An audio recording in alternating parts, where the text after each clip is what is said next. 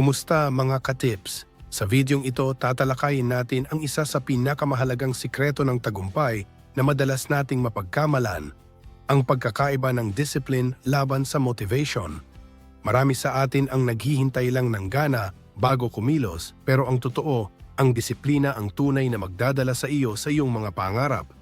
Handa ka na bang baguhin ang iyong mindset at lifestyle? Siguraduhin na panoorin at tapusin mo ang buong video na ito dahil sa huling bahagi ay tatalakayin natin ang pinakaimportanteng impormasyon at aral na magsisilbing susi para maging tuloy-tuloy ang iyong pag-asenso sa buhay. Huwag kang kukurap dahil ang dulo ang magbubuklod sa lahat ng matututunan mo ngayon.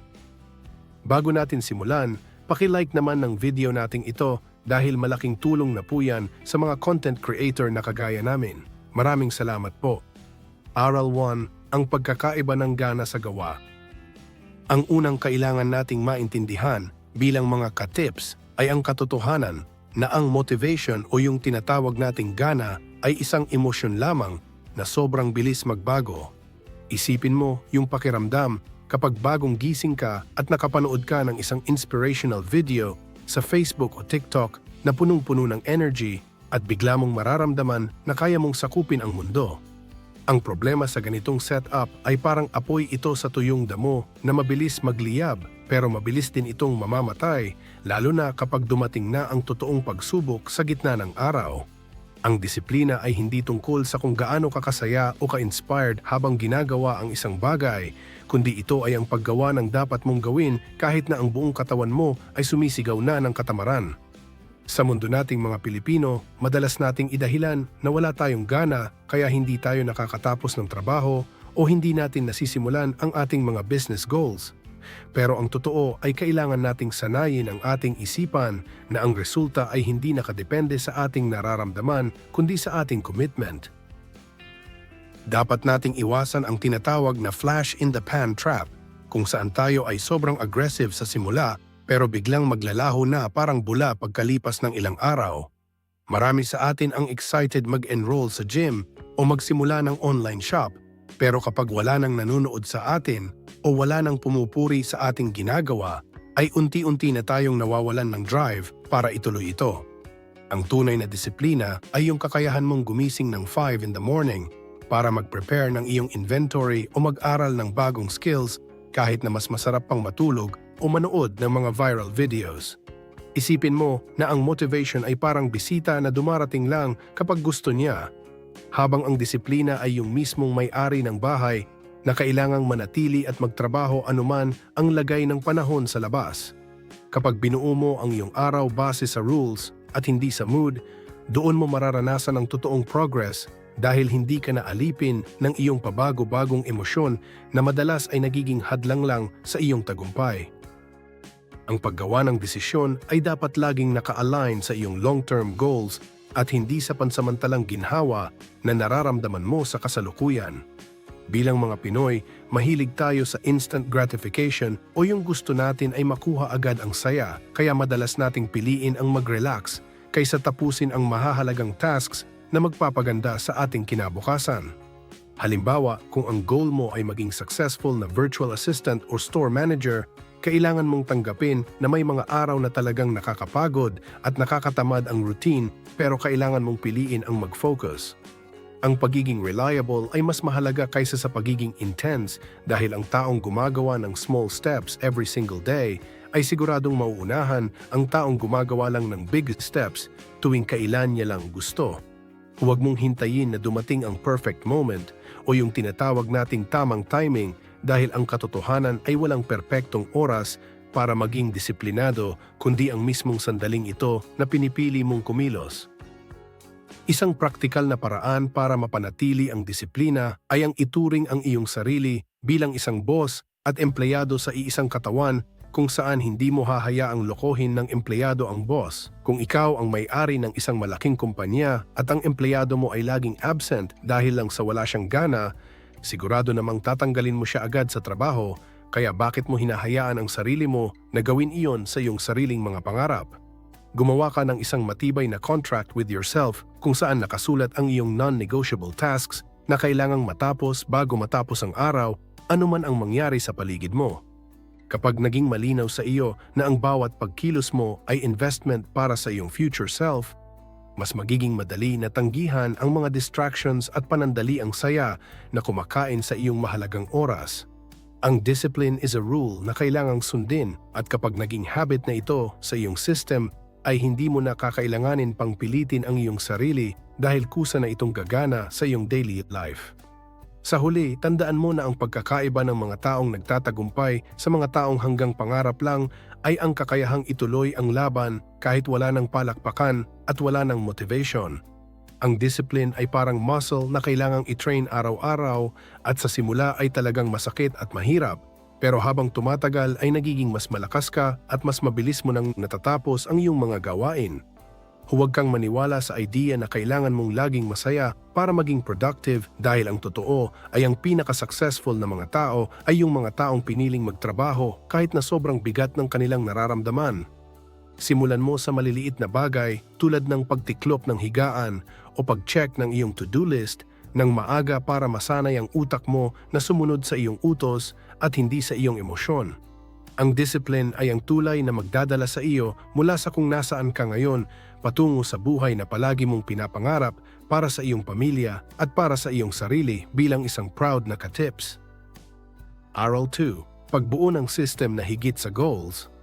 Minsan kasi tayong mga Pinoy ay masyadong focus sa tinatawag nating grand opening o yung malaking pangarap sa buhay tulad ng pagkakaroon ng sariling bahay o pagiging milyonaryo, pero nakakalimutan natin na ang pangarap ay hanggang drawing lang kung wala tayong maayos na sistema sa ating paligid. Ang goal ay nagsasabi sa iyo kung saan mo gustong pumunta, pero ang system ay ang mismong sasakyan na magdadala sa iyo doon araw-araw nang hindi mo na kailangang ubusin ang iyong willpower. Isipin mo na ang goal ay parang panalo sa loto na inaasahan mo, pero ang system ay ang pag-iipon ng bawat barya mula sa iyong pinaghirapan hanggang sa lumago ito ng kusa. Kapag ang focus mo ay nasa system lang muna imbes na sa dulo ng karera, ay mas magiging relax ang isip mo dahil alam mo na hanggat gumagalaw ang iyong sistema ay siguradong darating ka sa iyong destinasyon. Kaya naman bilang mga ka-tips ay kailangan nating ayusin ang ating environment design para ang tamang gawain ay maging madali at ang maling gawain ay maging sobrang hirap gawin. Ang unang step sa paggawa ng matibay na system ay ang pag-aayos ng iyong paligid o yung tinatawag nating workspace discipline dahil malaki ang epekto ng nakikita ng ating mga mata sa ating pagiging productive. Kung ang lamesa mo ay puno ng kalat o katabi mo ang iyong kama habang nagtatrabaho ay siguradong mas mamomotivate ka na humiga o mag-relax kaysa tapusin ang iyong mga tasks para sa araw na iyon. Alisin mo ang mga bagay na nagbibigay sa iyo ng distraction tulad ng cellphone na laging nag-no-notify o mga gamit na walang kinalaman sa iyong trabaho para ang focus mo ay hindi mahati sa kung ano-anong bagay. Subukan mong ilagay ang mga kailangan mo para sa iyong pangarap sa lugar na madali mong maaabot at makikita agad paggising mo para wala ka ng dahilan na mag-procrastinate. Kapag ang environment mo ay dinisenyo para sa success, ay hindi mo na kailangang pilitin ang iyong sarili na maging disiplinado dahil ang paligid mo na mismo ang nag-uutos sa iyo na kumilos ng tama. Dapat din nating matutunan ang tinatawag na 2-minute rule kung saan ang anumang task na kayang matapos sa loob ng 2 minutes ay dapat gawin mo na agad ng walang pag-aalinlangan. Marami sa ating mga Pilipino ang nahuhulog sa trap ng mamaya na habit o yung bukas na lang hanggang sa ang maliliit na gawain ay magpatong-patong at maging isang malaking bundok ng stress. Ang sikreto ng disiplina ay ang pagsisimula dahil kapag nasimulan mo na ang unang 2 minutes ng isang trabaho, ay mas madali na itong ituloy hanggang sa matapos mo ang buong task. Huwag mong isipin ang bigat ng buong project, kundi isipin mo lang ang unang step na kailangan mong gawin ngayon din para hindi ka ma-overwhelm ng iyong sariling isipan. Ang momentum ay isa sa pinakamahalagang tool sa ating system dahil kapag nasanay ang katawan mo na laging tumatapos ng maliliit na bagay, ay magiging natural na lang sa iyo na harapin ang mas malalaking hamon sa buhay. Gumamit ka rin ng mga visual triggers at checklists na nakadikit sa iyong pader o nasa wallpaper ng iyong phone para lagi kang may gabay sa iyong susunod na hakbang. Ang ating utak ay madaling makalimot lalo na kapag marami tayong iniisip na problema sa bahay o sa trabaho, kaya mahalaga na mayroon tayong listahan na sinusunod ng sunod-sunod. Sa halip na mag-isip ka pa kung ano ang uunahin mo paggising, ay dapat ay mayroon ka ng nakahandang plano na susundin mo na lang para hindi na masayang ang iyong decision energy. Ang paggawa ng isang standard operating procedure o sariling routine ay parang pag-aayos ng riles ng tren kung saan kailangan mo lang sumakay at hayaang dalhin ka nito sa iyong goal ng walang palya. Kapag mayroon kang checklist ay mas madali mong makikita ang iyong progress at masarap sa pakiramdam na makitang nababawasan ang iyong mga gagawin sa bawat oras na lumilipas. Sa huli ay kailangan mong maging strikto sa pag-audit ng iyong mga distractions at alamin kung alin sa iyong mga ginagawa ang talagang nakakatulong o pabigat lang sa iyong sistema. Hindi masama ang mag-relax o manood ng mga katuwaan sa social media, pero kailangan itong magkaroon ng tamang schedule at limitasyon para hindi ito ang kumain sa buong araw mo. Ang disiplina sa system ay ang pagtanggap na hindi lahat ng gusto mo ay dapat mong gawin sa oras na gusto mo dahil may mga priorities tayong dapat pangalagaan. Kapag naging habit na ang iyong sistema, ay hindi mo na mararamdaman na nagtatrabaho ka dahil naging bahagi na ito ng iyong lifestyle bilang isang disiplinadong ka-tips. Tandaan mo na ang mga winners at losers ay maaring pareho lang ng goals, pero ang pinagkaiba nila ay ang system na ginagamit nila araw-araw para maabot ang tagumpay na inaasam nila. Aral 3. Ang disiplina sa paghawak ng pera. Ang isa sa pinakamahirap na laban nating mga Pilipino ay hindi ang pagkitang pera kundi ang disiplina sa pagpapanatili nito sa ating bulsa dahil sa talamak na deserve ko ito mentality. Madalas nating ginagawang reward ang paggastos sa tuwing nakakatanggap tayo ng sahod o commission, pero ang totoo ay ninanakawan natin ang ating future self ng security na kailangan natin sa oras ng kagipitan. Ang disiplina sa pera ay hindi tungkol sa pagiging kuripot o pagkakait sa sarili ng saya, kundi ito ay ang matalinong pagpili kung saan dapat pumunta ang bawat piso na pinagpaguran mo ng husto. Kailangan nating aminin na ang bugso ng damdamin tuwing nakakakita tayo ng sale sa mga malls o notifications sa ating mga phones ay ang pangunahing kalaban ng ating pag-asenso. Bilang mga ka-tips, ang unang hakbang sa financial discipline ay ang pagtanggap na ang tunay na yaman ay hindi nasusukat sa dami ng gamit na naipakikita mo sa social media, kundi sa dami ng ipon at investments na nagbibigay sa iyo ng kapayapaan ng isip.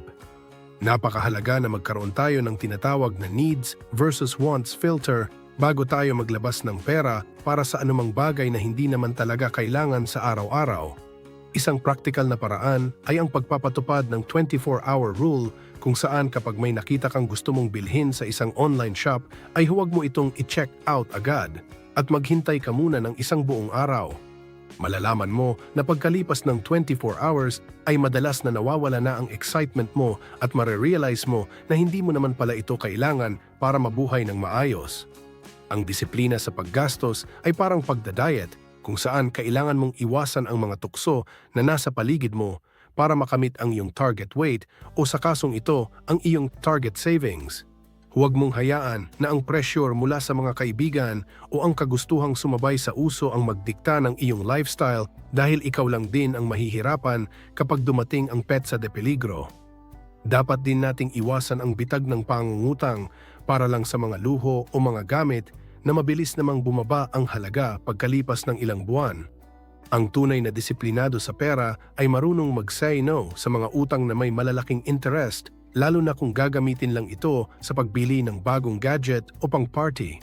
Isipin mo na ang bawat utang na kinukuha mo ay isang gapos na pumipigil sa iyo na maging malaya at produktibo dahil lagi kang nakatali sa obligasyong magbayad imbes na mag-ipon. Mas masarap matulog sa gabi kapag alam mong wala kang hinahabol na deadlines sa bayarin at ang pera mo ay buo mong napapakinabangan para sa iyong pamilya. Ang pagtitiis sa ngayon sa pamamagitan ng hindi pagbili ng mga hindi importanteng bagay ay ang susi para sa mas maginhawang buhay sa darating na mga taon na walang iniisip na amortization o penalties. Bago tayo mag-isip ng mga komplikadong investment, ay dapat muna nating disiplinahin ang ating sarili na makabuo ng isang emergency fund na sapat para sa 3 to 6 months ng ating mga gastos. Ito ang magsisilbing insurance natin laban sa mga hindi inaasahang pangyayari tulad ng pagkakasakit o biglang pagkawala ng trabaho para hindi tayo mapilitang mangutang sa iba. Isang magandang sistema ay ang pag-setup ng auto savings habit kung saan sa sandaling pumasok ang iyong sahod sa bank account ay kusa na itong magbabawas para sa iyong savings bago mo pa ito magastos sa kung ano-ano. Isipin mo na ang perang ito ay hindi mo pag-aari sa ngayon kundi pag-aari ito ng iyong pamilya sa hinaharap kaya bawal itong galawin ng walang matinding dahilan. Kapag naging automatic ang iyong pag-iipon ay hindi mo na mararamdaman ang hirap ng pagtatabi ng pera dahil naging bahagi na ito ng iyong routine bilang isang responsableng ka-tips. Sa huli ay kailangan nating maging strikto sa paggawa at pagsunod sa ating budget sa pamamagitan ng paggamit ng 50-30-20 rule bilang gabay sa ating financial life. Ibig sabihin nito ay 50% para sa mga kailangan sa bahay, 30% para sa iyong mga personal na gusto, at 20% ay diretso sa iyong savings o pambayad ng utang. Kailangan mong maging tapat sa iyong sarili at ilista ang bawat sentimo na lumalabas sa iyong bulsa para malaman mo kung saan ka ba talaga nagkakaroon ng leaks o mga gastos na pwede namang iwasan. Ang disiplina sa pera ay hindi natatapos sa isang beses na pagtitipid, kundi ito ay isang panghabang buhay na commitment na piliin ang long-term security kaysa sa panandali ang sarap. Tandaan mo na ang pera ay isang mabuting alipin pero isang masamang amo kaya siguraduhin mong ikaw ang nagkokontrol sa iyong pera at hindi ang pera ang nagkokontrol sa iyong buhay. Aral 4, Mindset Shift mula sana tungo sa sadyang. Ang disiplina ay hindi lang nagsisimula sa ating mga kamay o sa ating katawan, kundi ito ay unang nabubuo sa loob ng ating isipan sa pamamagitan ng kung paano tayo makipag-usap sa ating sarili. Marami sa atin ang sanay gumamit ng salitang sana tulad ng sana magkaroon ako ng ipon o sana maging matagumpay ang aking negosyo, pero ang salitang ito ay nagpapakita ng kawalan ng kontrol at pag-asa lang sa swerte. Bilang mga ka-tips, kailangan nating palitan ang sana ng salitang sadyang o paggawa ng desisyon na panindigan ang ating bagong pagkatao sa bawat galaw natin. Kapag sinabi mong sinusubukan mong mag-ipon, ay binibigyan mo ang iyong sarili ng lisensya na mabigo, pero kapag sinabi mong isa akong matipid na tao, ay binabago mo ang iyong identity. Ang identity-based habits ay ang pinakamalakas na pundasyon ng disiplina dahil hindi mo na kailangang pilitin ang iyong sarili na gawin ang isang bagay kung iyon na talaga ang tingin mo sa iyong pagkatao. Kailangan nating matutunan ang sining ng pagtanggi o ang tinatawag na power of no dahil ang disiplina ay madalas na nasusukat sa mga bagay na hindi natin ginagawa kaysa sa mga bagay na ginagawa natin. Sa ating kulturang Pilipino na mahilig sa pakikisama ay sobrang hirap tumanggi sa gala ng barkada o sa aya ng katrabaho na magmeryenda sa labas lalo na kung alam nating may budget limit tayo. Pero ang pag-say no sa iba ay ang pag-say yes sa iyong sariling pangarap at sa kinabukasan ng iyong pamilya na umaasa sa iyong tagumpay. Huwag kang matakot na bansagang killjoy o kuripot dahil ang mga taong tunay na nagmamahal sa iyo ay rerespetuhin ang iyong mga boundaries at ang iyong mga priorities sa buhay. Ang bawat pagtanggi mo sa mga panandaliang saya ay isang investment para sa mas malaking kaligayahan na naghihintay sa iyo kapag naabot mo na ang iyong mga long-term goals bilang isang disiplinadong tao. Ang isa pang mahalagang aspeto ng mindset shift ay ang tinatawag na delaying gratification o ang kakayahang magtiis muna bago makuha ang premyo sa iyong pinaghirapan. Sanayin mo ang iyong sarili na tapusin muna ang lahat ng mahihirap na trabaho o ang mga tasks na nakaka-stress bago mo payagan ang iyong sarili na manood ng Netflix o kumain ng paborito mong merienda. Ito ay isang simpleng psychology trick para masanay ang iyong utak na ang reward ay dumarating lang pagkatapos ng paggawa at hindi bago ang lahat. Kapag lagi nating inuuna ang sarap, ay nawawalan tayo ng drive na harapin ang hirap, kaya ending ay wala tayong natatapos na mahalagang bagay sa buong araw natin. Ang disiplina ay ang pagpili sa kung ano ang pinakagusto mo sa hinaharap kaysa sa kung ano ang gusto mo lang sa kasalukuyang sandali na madalas ay lumilipas din naman agad.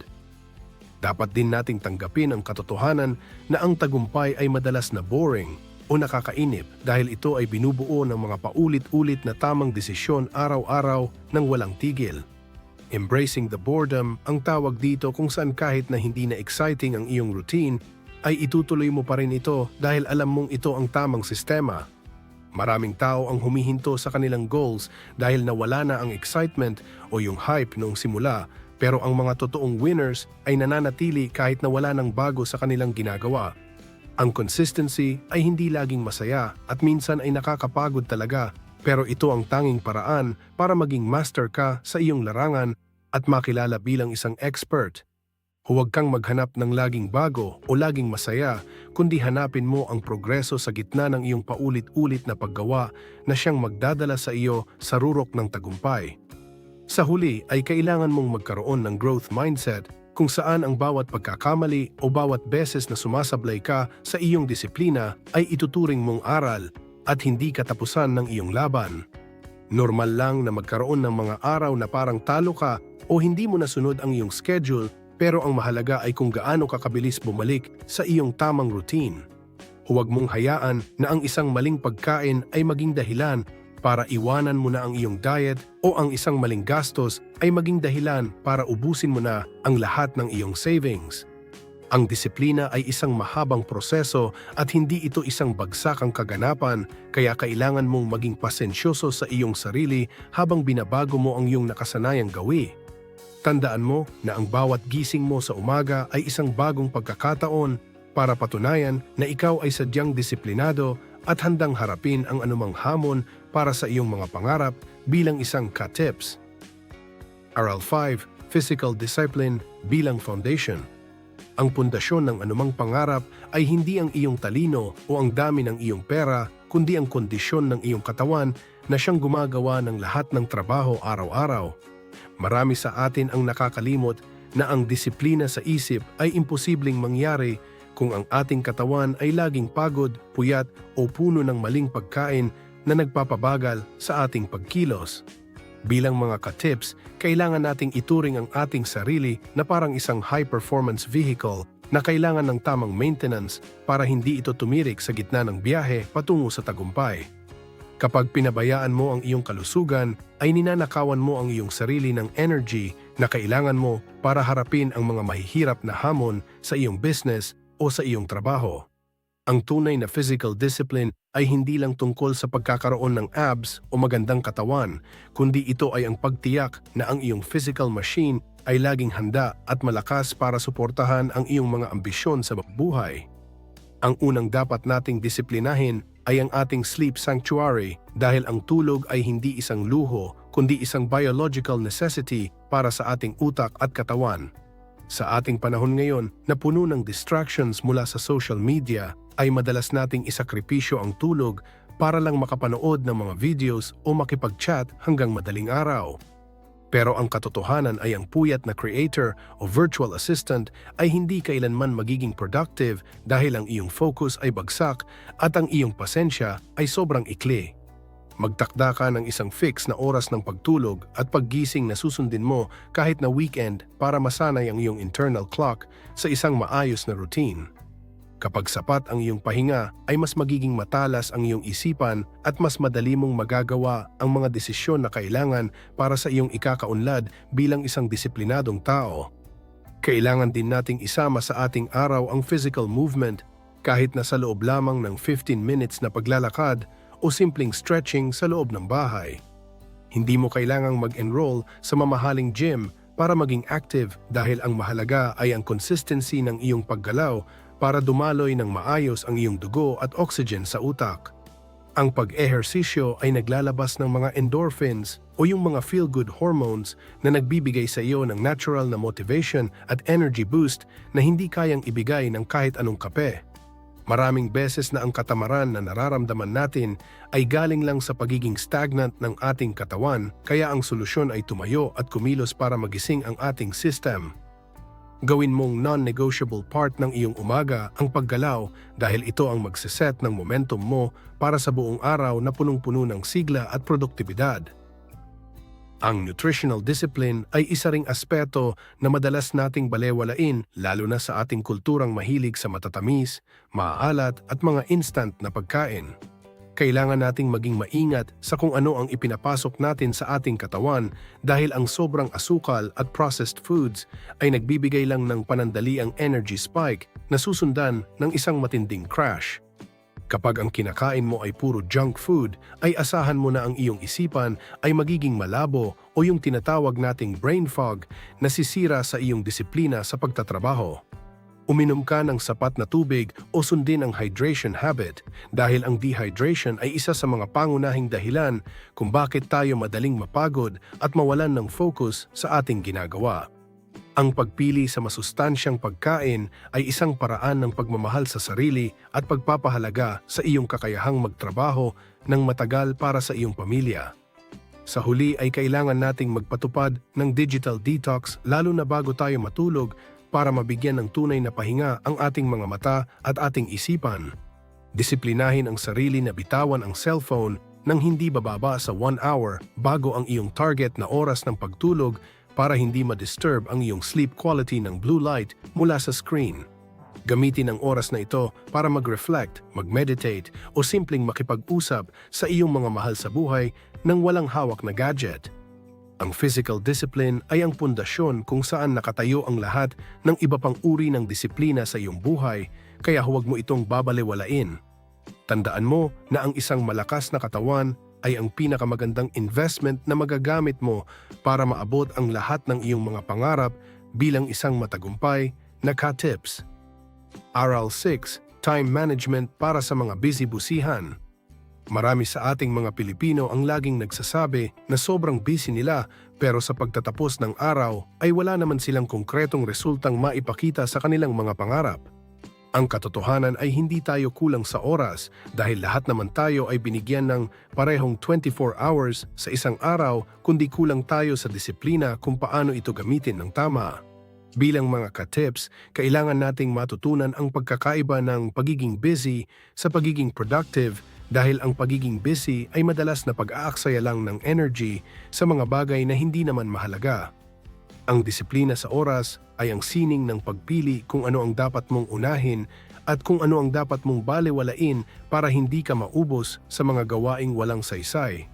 Kapag natutunan mong hawakan ang iyong schedule ng may autoridad, ay doon mo mararamdaman na mas malawak pala ang iyong oras at mas marami kang magagawa para sa iyong kinabukasan. Ang unang kailangan mong gawin ay ang tinatawag na time blocking kung saan maglalaan ka ng specific na oras para sa bawat mahalagang task na kailangan mong tapusin. Huwag mong hayaan na ang iyong araw ay maging parang isang halo-halong sangkap kung saan sabay-sabay mong ginagawa ang pag-e-edit ng video, pagre-reply sa chat at paglilinis ng bahay. Ang ating utak ay hindi dinesenyo para sa multitasking dahil sa bawat paglipat mo ng atensyon ay nawawala ang iyong momentum at mas tumatagal ang pagtatapos mo sa isang gawain. Magtalaga ka ng halimbawa ay 2 hours para sa iyong main work, 1 hour para sa emails, at specific time para sa iyong pamilya nang walang anumang istorbo mula sa ibang bagay. Kapag mayroon kang harang o block sa iyong oras, ay mas magiging seryoso ka na tapusin ang nakatakdang gawain dahil alam mong may susunod ka pang kailangang gawin pagkatapos noon.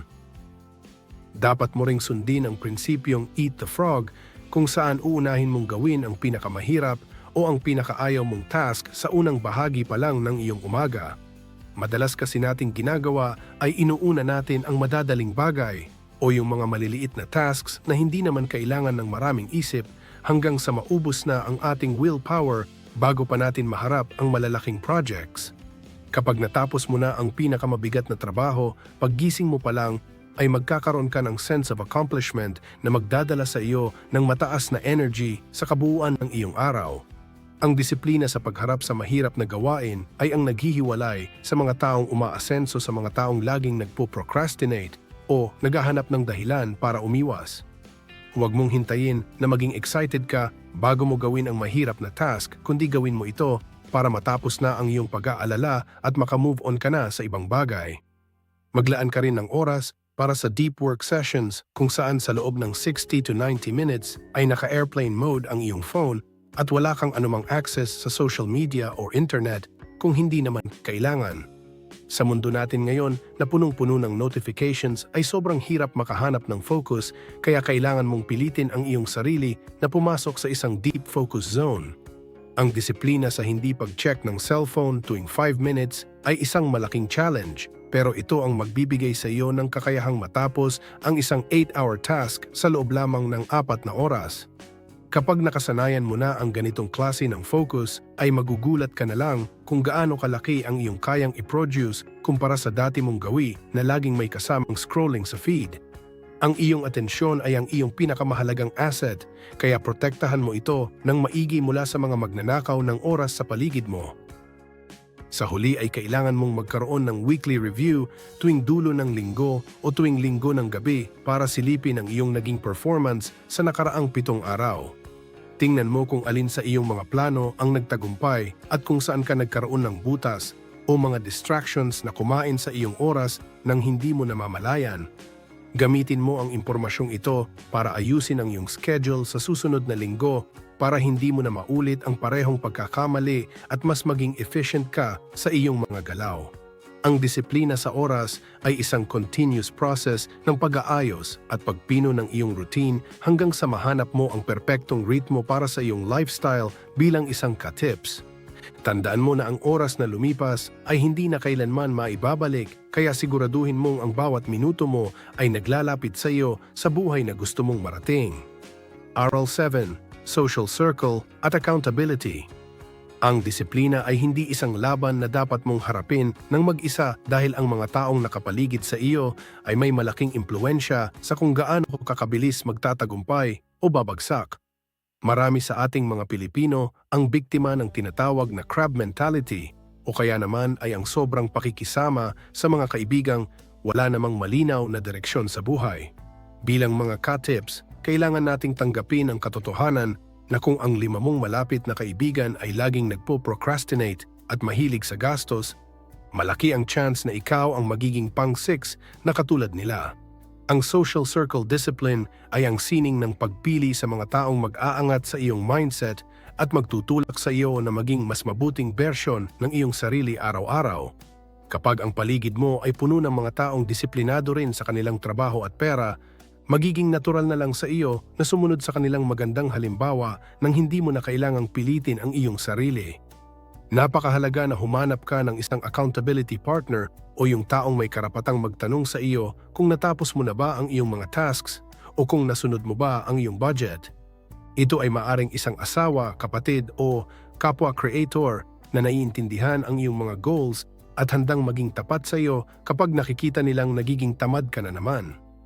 Ang pagkakaroon ng ganitong ugnayan ay nagbibigay sa iyo ng extrang layer ng disiplina dahil alam mong may taong nagbabantay sa iyong progress at ayaw mong mapahiya sa kanila. Sa ating kultura, mas madali nating natatapos ang isang gawain kapag alam nating may nag-e-expect sa atin, kaya gamitin mo itong psychology trick para sa iyong ikakaunlad. Huwag kang matakot na mapuna o mapagsabihan dahil ang tunay na kaibigan ay yung taong handang saktan ang iyong damdamin para lang iligtas ang iyong kinabukasan mula sa katamaran. Maaari mo ring subukan ang tinatawag na public commitment kung saan i-announce mo sa iyong mga viewers o sa iyong social media ang iyong mga targets para sa buwan na ito. Kapag sinabi mo sa maraming tao na maglalabas ka ng video sa specific na araw o tatapusin mo ang isang project, nagkakaroon ka ng positive pressure na tuparin ang iyong sinabi. Ang takot na mapahiya o bansagang puro salita lang ay isang mabisang tool para mapanatili ang iyong disiplina kahit na wala ka ng nararamdamang gana na kumilos. Bilang isang ka-tips, ang iyong salita ay dapat na maging batas sa iyong sarili at ang pagtupad dito ay nagpapakita ng iyong integridad bilang isang professional. Gamitin ang social media hindi lang para sa entertainment kundi para maging platform ng iyong accountability sa harap ng mga taong naniniwala at sumusubaybay sa iyong journey. Dapat din nating matutunan ang disiplina sa pagset ng boundaries sa ating sariling pamilya, lalo na kung ikaw ay nagtatrabaho sa loob ng bahay bilang isang virtual assistant o e-commerce manager. Ipaliwanag mo ng maayos at may respeto sa iyong mga kasama sa bahay ang iyong working hours para hindi ka maistorbo sa oras na kailangan mo ng matinding focus. Marami kasing pagkakataon na ang ating disiplina ay nasisira dahil sa mga biglaang utos o ingay sa paligid na pwede naman sanang maiwasan kung mayroong malinaw na usapan sa simula pa lang. Ang pagrespeto sa iyong oras ay magsisimula sa iyo at kapag nakita nila na seryoso ka sa iyong ginagawa, sila na mismo ang gagawa ng paraan para suportahan ang iyong productivity. Ang maayos na komunikasyon sa loob ng tahanan ay susi para maging payapa ang iyong isipan habang binubuo mo ang iyong pangarap para sa kanila. Sa huli ay disiplinahin ang iyong sarili na maging mapili sa mga content na kinukonsumo mo online at humanap ng mga mentors o creators na mas magaling at mas disiplinado sa iyo. Sa halip na manood ng mga drama o chismis na walang maitutulong, gamitin ang iyong oras para makinig sa mga podcasts o manood ng mga tutorials na magpapatala sa iyong skills. Ang pagkatuto mula sa karanasan ng iba ay isang shortcut para hindi mo na maranasan ang mga pagkakamali na nagawa na nila noon. Ang iyong social circle ay hindi lang limitado sa mga taong pisikal mong kasama, kundi pati na rin sa mga taong pinakikinggan mo sa internet araw-araw. Siguraduhin mong ang iyong digital environment ay punong-puno ng inspirasyon at practical na tips na magpapanatili sa iyong apoy ng disiplina hanggang sa maabot mo ang iyong rurok ng tagumpay. Aral 8. Consistency over perfection. Ang huling aral na dapat nating itanim sa ating isipan bilang mga ka-tips ay ang katotohanan na ang tagumpay ay hindi nakukuha sa pagiging perpekto, kundi sa pagiging tuloy-tuloy kahit na may mga pagkakamali. Marami sa atin ang humihinto sa kanilang mga pangarap dahil sa sobrang taas ng standards na inilalagay natin sa ating sarili na kapag hindi natin naabot ay agad na tayong nawawalan ng pag-asa. Ang disiplina ay hindi nangangahulugan na hindi ka na kailanman magkakamali o mawawala sa linya, kundi ito ay ang kakayahan mong bumalik agad sa iyong routine sa sandaling ma-realize mo na ikaw ay sumablay. Isipin mo na ang buhay ay isang marathon at hindi isang sprint. Kaya hindi mahalaga kung gaano ka kabilis sa simula, kung hihinto ka rin naman bago makarating sa finish line. Ang pagpili sa consistency ay ang pagtanggap na ang small progress ay better kaysa sa no progress at ang paggawa ng kahit na konti ay mas mabuti kaysa sa hindi paggawa dahil lang sa takot na baka hindi ito maging perfect. Dapat nating ipatupad ang tinatawag na never miss twice rule kung sakaling nakaligtaan mong mag-workout, mag-ipon o gumawa ng content ngayong araw ay siguraduhin mong bukas ay babalik ka agad sa iyong disiplina. Ang isang pagkakamali ay aksidente lamang pero ang dalawang sunod na pagkakamali ay simula na ng isang bagong habit na sisira sa lahat ng iyong pinaghirapan. Huwag mong hayaan na ang iyong guilt o ang sobrang pagsisisi ang lalong magpabagal sa iyong pagkilos dahil ang nakaraan ay hindi mo na mababago. Pero ang susunod na 24 hours ay nasa kamay mo pa rin. Ang disiplina ay parang pag-akyat sa hagdan kung saan bawat hakbang ay mahalaga at kung madulas ka man sa isang baitang ay kailangan mo lang kumapit ng mahigpit at ituloy ang pag-akyat. Kapag naging mindset mo na ang pagiging consistent kahit na hindi perfect, ay mas magiging relax ang iyong isipan at mas magiging masaya ka sa iyong bawat ginagawa. Kailangan din nating matutunan ang disiplina sa paghihintay o ang tinatawag na patience discipline dahil ang resulta ng ating paghihirap ay madalas na hindi natin nakikita agad sa unang buwan o unang taon. Sa mundo nating mga Pilipino na sanay sa instant noodles at instant success, ay madali tayong ma-burnout kapag wala pa tayong nakikitang malaking pagbabago sa ating bank account o sa ating career. Ngunit ang katotohanan ay ang lahat ng matitibay na bagay ay nangangailangan ng oras para lumago at tumatag, tulad ng isang puno na kailangang dumaan sa maraming bagyo bago lumalim ang ugat. Huwag kang maiinggit sa mga taong parang bigla ang sumikat o yumaman dahil hindi mo alam ang tagal ng kanilang itinanim bago sila nakapag-ani ng kanilang mga pangarap. Ang iyong trabaho ay ang manatiling disiplinado sa iyong araw-araw na proseso at hayaan ang panahon na magdala ng bunga sa lahat ng iyong mga sakripisyo. Mahalaga rin na magkaroon tayo ng self-compassion o yung pagiging mabait sa ating sarili habang tayo ay nasa proseso ng pagbabago dahil ang disiplina ay hindi dapat maging isang parusa sa ating pagkatao. Marami sa atin ang sobrang lupit sa sarili kapag hindi natapos ang to-do list at nauuwi ito sa sobrang stress na lalong nagpapababa ng ating productivity sa susunod na araw. Isipin mo na ang disiplina ay isang anyo ng self-love dahil ginagawa mo ang mahihirap na bagay ngayon para sa ikagaganda ng buhay ng iyong future self at ng iyong pamilya. I-celebrate mo ang iyong mga small wins o yung maliliit na tagumpay tulad ng paggising ng maaga o ang hindi paggastos ng extra para manatiling mataas ang iyong morale. Kapag masaya ka sa iyong ginagawa, ay mas madali itong ituloy-tuloy at mas magiging natural ang iyong pagiging disiplinado sa harap ng anumang mga pagsubok.